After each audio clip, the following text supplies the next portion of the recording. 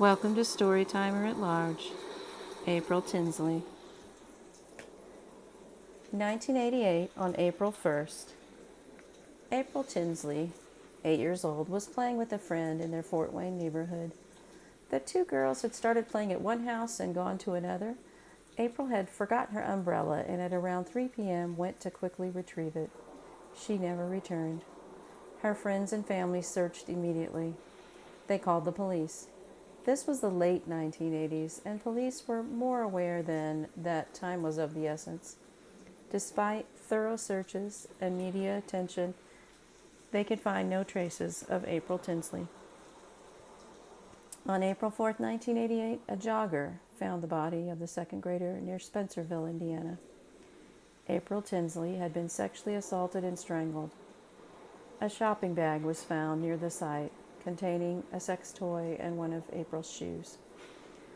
A devastated community who had been hoping and desperately searching then came together to mourn the loss of this child. For so many people, this was the end of feeling safe in their northern Indiana neighborhoods. Over the years after April's murder, a series of taunting notes would turn up.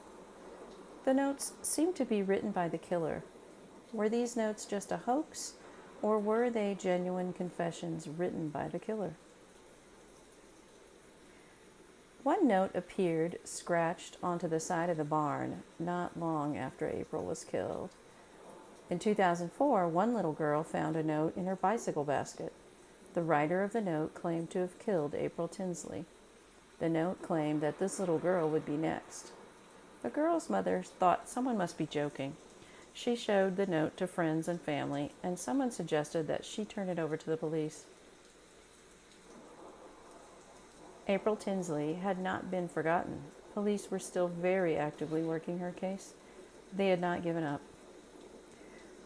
A DNA profile of April's killer had been developed in recent years by Parabon Nanolabs, but the killer's DNA was not coming up in any DNA databases. So investigators had to search a different way.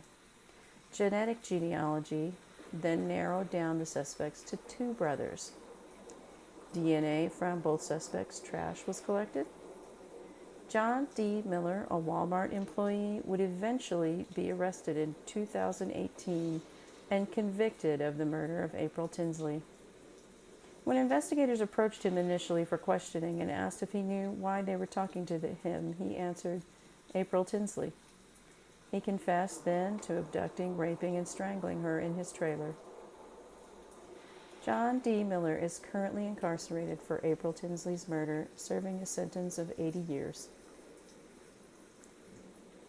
April Tinsley was only a second grader.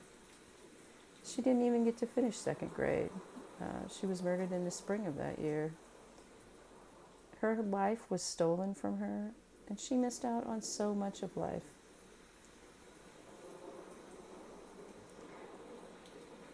The only consolation, truly, is that her murderer is found and off the streets and not a danger to any other young girls in that Fort Wayne area.